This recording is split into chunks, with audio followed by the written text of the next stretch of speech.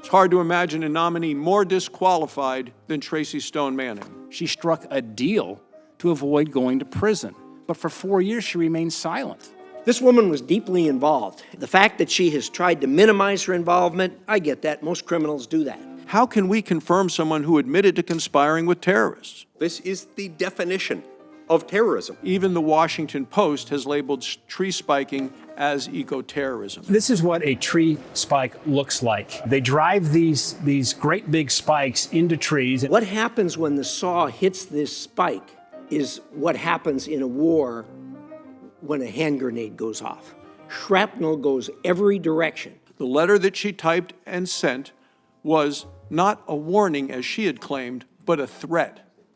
And so that you, I'll leave the term out, know that they are spiked. And she also typed, I would be more than willing to pay you $1 for the sale, but you would have to find me first, and that could be your worst nightmare. You've read them, you've seen them.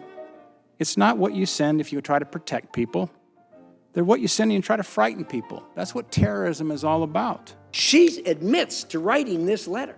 She did this as part of the conspiracy to spike trees in the forest. The project required that 11 of us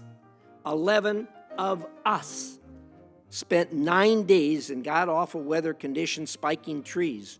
We unloaded a total of 500 pounds of spikes measuring 8 to 10 inches in length. There's all these talk about whether she was a target of investigation.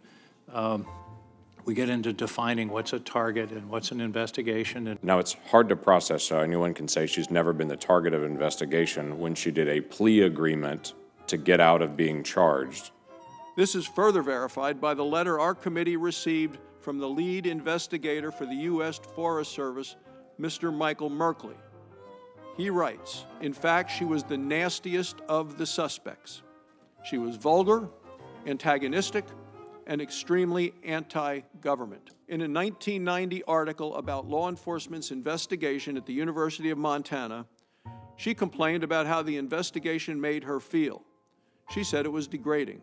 She did type the letter. Mr. Chairman, why did she use a rented typewriter then? Just answer that. Why would she rent a typewriter? Rather than me rebutting every time, we'd be happy to share. Well, Mr. Chairman. I think we ought to have that, Joe, actually. Yeah, Whatever you all want to do, I'm happy to do it. We got the record where she lied under oath to this committee. Did you participate in any way?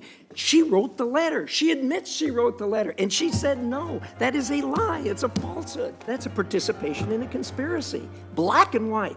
And she says no, she never participated. Nor had she shown remorse. I think that's another important part of the debate we ought to have on this committee. Nowhere in the public record or her responses to the questions for the record does she say in hindsight she should have immediately told federal investigators what she did.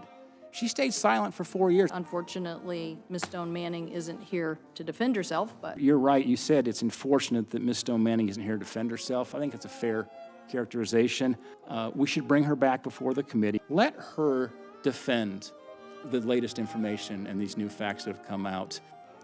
A Biden administration official told NBC News that this nomination was, quote, a massive vetting failure.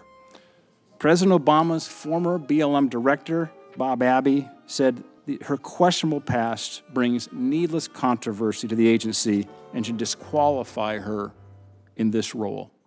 I agree with that. I've never met this woman. I missed the hearing. To be honest, I really have not studied this issue. Don't know very much about the nominee.